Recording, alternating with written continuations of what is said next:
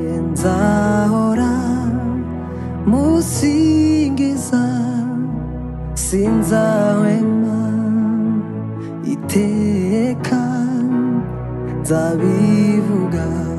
babimenye yuko Yesu akiza nje nzahora musingiza sinzahwema iteka nzabivuga babimenye yuko Yesu akiza namaramaje rwose kugukurikira namenye yuko ahuri arugingo namaramaje rwose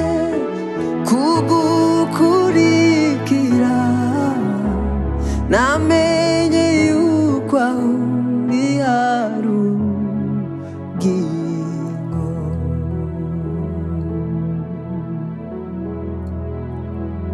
yo gukurikira Yesu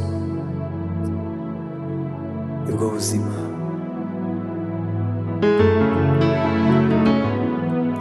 namenye